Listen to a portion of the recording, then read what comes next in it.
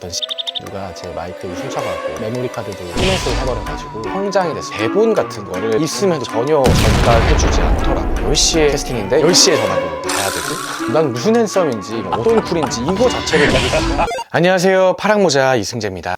결론부터 말하자면 지금 서울이에요. 아시다시피 저는 한동안 태국에서 모델 활동을 하고 있었어요. 재미있는 경험이었지만 저랑 맞지 않다는 결론을 내렸습니다. 오해하지 마세요. 태국을 아직도 너무너무 좋아하기는 하는데 다른 문화에서 일하는 거는 또 다른 문제라고 생각하거든요. 또 굉장히 많은 이유가 있었고 무엇보다 가장 큰 문제는 태국인스러워진 거. 아무튼 바로 본론으로 들어가서 왜 태국에서의 생활을 접고 한국으로 왔냐면 그 전에 좋아요 한 번씩만 부탁드립니다. 하나, 둘, 셋. 감사합니다. 자, 이제 제대로 얘기를 시작해보면 첫 번째, 촬영 현장의 문화 차이. 사실 저는 이게 그렇게까지 큰 차이가 날 거라고 생각을 못했는데 전혀 아니더라고요. 태국은 태국만의 스타일이 있는데 저는 한국에서 활동을 하던 사람이니까 너무 당연한 것들이 당연시 되지 않았던 한국의 스타일은 굉장히 효율적으로 하거든요. 최소한의 노력으로 최대한의 어떤 효율을 뽑아내자, 이게 가장 큰데 태국은 현장에서 굉장히 유동적인 게 많더라고요. 예를 들어보자면 한국은 스토리보드나 콘티 같은 대본 같은 거를 사전에 먼저 하루 전에라도 꼭 보내주거든요. 오디션이나 캐스팅 같은 것도 미리 전날에 알려주는데 태국은 라이브함을 강조하기 위해서라고 하는데 심지어 있음에도 불구하고 전혀 전달해주지 않더라고요. 솔직히 언어도 안 되는 입장에서 굉장히 그게 많이 힘들더라고요.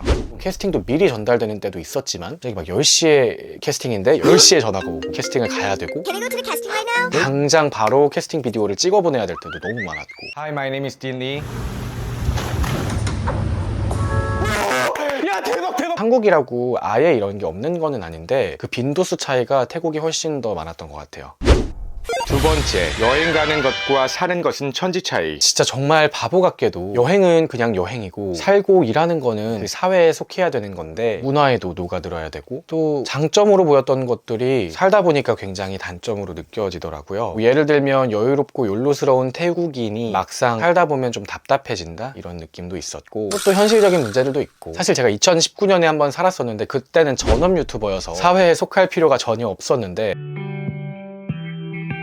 지금은 일하러 가서 사는 거니까 너무나도 다른 느낌. 역시 한국인은 한국에 살아야 되나 봐요. 세 번째, 외모. 그 나라에 살면 그 나라스러워진다는 말 혹시 뭔지 아세요? 실제로 사실이더라고요. 제가 가지고 갔던 옷들이나 화장품이나 모든 제품들이 다 한국 거였는데도 시간이 지나면 지날수록 사람들이 제가 태국인스러워진다는 얘기를 좀 많이 하더라고요. 태국 혼혈이냐는 얘기도 좀 듣고. 사와디카. 그게 안 좋은 말은 아니지만 제가 외국인 모델로 가서 일하는 입장에서 한국인이라는 게 굉장히 많은 큰 어필이 되고 외모로 어필을 하는 직업인데 뭔가 제 장점 하나가 사라져가는 느낌? 거기에다가 이제 뭐 햇빛, 물, 음식 이런 거 다 안 맞으니까 물론 타서도 있겠지만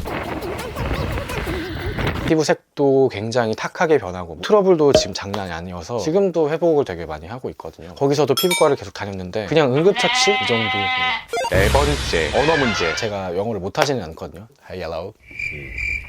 농담이고 아무튼 영어를 못하지는 않는데 태국이 영어를 공용어로 쓰는 나라가 아니니 제가 태국어를 배워야 되는 게 맞기는 하지만 참 어렵더라고요. 뭐 그게 하루아침에 배워지는 것도 아니고 그래서 현장에서 영어를 못하는 사람밖에 없으면 구체적인 어떤 설명이라든지 세세하게 디렉팅이 들어가야 되는데 디렉팅도 거의 막 단순화돼서 디렉팅이 나오고 영어가 안 되면 그냥 쿨, 핸섬 뭐 이거밖에 안 나오는 거예요. 핸섬하게 해달라 그러면 난 무슨 핸섬인지 뭐 어떤 쿨인지 이거 자체를 모르고 그냥 그럼에도 이제 뭐 못하진 않았지만 그래도 힘들더라고요. 또 언어 문제가 있으니까 친구 사귀는데도 문제가 있고 제가 영어를 잘해도 상대방이 영어를 못하니까 진짜 친구 사귀기도 정말 까다롭고 외롭고 큰 꿈을 가지고 갔었어요. 방송도 했으면 좋겠고 드라마도 했으면 좋겠고 태국어를 배워서 그렇게 된 케이스도 있기는 하지만 사실 태국어는 성조가 있거든요. 와 정말 막막하더라고요. 캐스팅 가서도 영어로 연기를 해야 되는데 그것 자체도 불편했는데 태국어로 연기?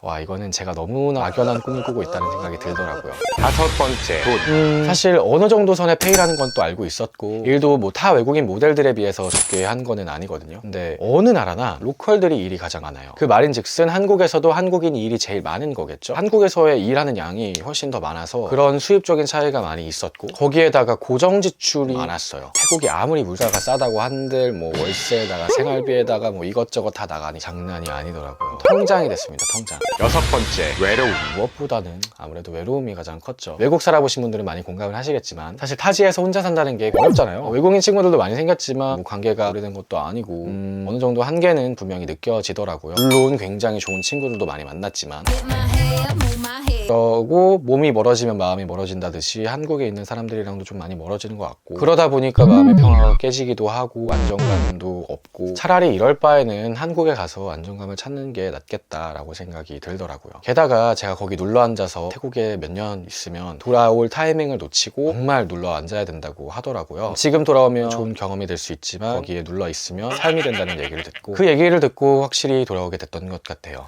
그리고 유튜브는 왜 쉬었냐 이런 얘기 많이 하시는데, 어떤 누가 제 마이크를 훔쳐가지고 메모리 카드도 플랫을 해버려가지고 그거 때문에 할 마음이 꺾여서 안 하고 있다가 다시 정신 차리고 다시 열심히 하려고 합니다. 이제는 어떤 일이 있어도 꾸준히 할 거니까 자주 봐요.